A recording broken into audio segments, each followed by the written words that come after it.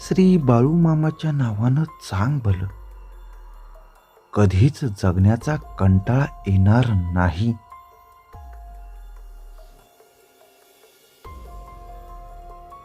माणसं खूप श्रीमंत झाली की माणसं सोडून देतात. माणसं माणसाला किंमत देत नाहीत आणि कुत्री पाळायला लागतात. अनेक प्रकारची पक्षी प्राणी पाळायला लागतात आणि आई वडिलांना वृद्धाश्रमात पाळतात. आलिशान बंगला, गाडी, घोडा सर्व काही असतं, पण आई वडील घरात नसतात. आयुष्यभर मेहनत करून सरळ मार्गाने पैसा कमवा, यापेक्षा दुसरं सुख आणि समाधान नाही. गैरमार्गाने पैसे कमवणे टाळावे, सत्याने चालावे. राहण्यापुरतं घर बांधा, खूप जास्त पैसा अडका. प्रॉपर्टी, शेती याच्या मागे लागू नका.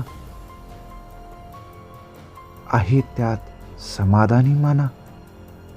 गरजेपुरते नक्की कमवा, परंतु आपली मुलं वाया जातील इतकी संपत्ती कमवू नका.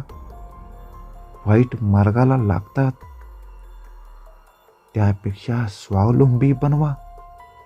जर तुमची मुलगी चांगली असतील तर तुम्हाला त्यांच्यासाठी फार काही कमवून ठेवण्याची गरज भासणार नाही. पण मुलं नालायक निघाली तर कमवून त्याचा काहीच फायदा नाही. जर तुम्ही तुमच्या कुटुंबासोबत एकत्र राहाल तर दुःख किंवा चिंता, संकट कमी होतील. अर्थात यामुळे तुम्हाला उत्तम आरोग्यही प्राप्त होते. आजार मागे लागणार नाहीत. आई वडिलांनी कोणताही भेदभाव न करता संपत्तीचे योग्य वाटप करावे. आनंदात राहावे, चांगले आयुष्य जगावे. वादविवाद टाळावेत. बहुतेक कौटुंबिक वादविवाद हे संपत्तीत वाटणीतून होतात. प्रेम, जिव्हाळा यामधून निघून जातो. कटुता निर्माण होते. चार चौघात आपल्या माणसात बद्दल कधीच वाईट बोलू नका. चुकूनही कोणाला अपमानित करू नका. वाईट वागणूक देऊ नका. कोणाचेही मन दुखावू नका. त्या जखमा भरून निघत नाहीत. घराच्या गोष्टी घरात आणि बाहेर चुकूनही जाऊ देऊ नका.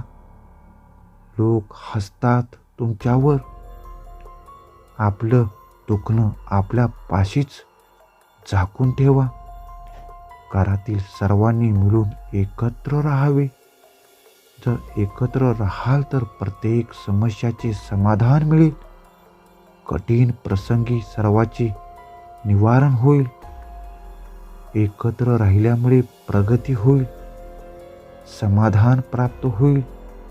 वडिलोपार्जित संपत्तीवर डोळा चुकून सुद्धा ठेवू नका.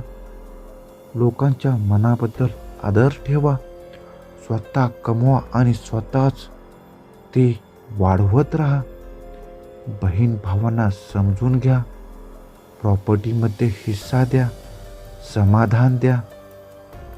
मोठे आपण सुद्धा बनवा. आपल्या भाऊ बहिणींना सुद्धा बनवा. अधूनमधून आपल्या पै पाहुण्यांकडे जात राहा. विचारपूस करा. मन जाणून घ्या. विचारपूस केल्याने सर्व काही हलके होते. धनसंपत्ती जमा करण्यापेक्षा प्रेमाने माणसे जोडायला शिका. नाती संबंध जपून ठेवा. अडीअडचणीत नाती संबंधच येतात. रक्ताची नातीच श्रेष्ठ आहेत.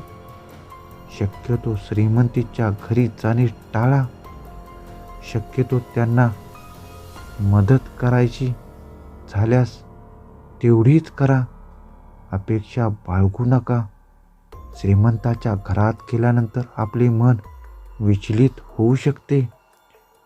आहे त्यामध्ये समाधान मानण्यापेक्षा असमाधान होते. भाजी भाकरीच श्रेष्ठ, मिळणारे उत्पन्नच श्रेष्ठ, यामध्येच जमवून घ्या. समाधानी राहा. मुलाबाळांचे हट्ट पुरवा, आपल्या मर्यादेला सांभाळूनच. साऱ्यांचे मन जपा, म्हणजे माणसं तुम्हाला जपतील. आयुष्यभर निरोगी राहा. गोळ्या औषधे कमी खा. दीर्घायुष्य राहा. कोर्ट कचेऱ्यापासून मागे वा. कोणापासून दुश्मनी घेऊ नका. भांडण तंटे टाळा. वादविवाद टाळा. कितीही राग आला तर संयम पाळा. राग हा शत्रू आहे. रागामुळे भयंकर भांडण तंटे होतात. खून, दरोडे, बलात्कार हे आपल्या इगोमुळे होतात. अपेक्षेमुळे होतात. ईर्षेमुळे होतात. स्वतःतील संयम सुटल्यामुळे होतात. या गोष्टी टाळा आणि कधीच जगण्याचा कंटाळा येऊ नये यासाठी आपल्या कुलदेवीचे दररोज स्मरण करा आणि शक्य झाल्यास श्री क्षेत्र आदमापूरमध्ये बाळूमामांचे दर्शन घ्या. जीवनामध्ये कधीच तुम्हाला कंटाळा येणार नाही याची मी खात्री देतो.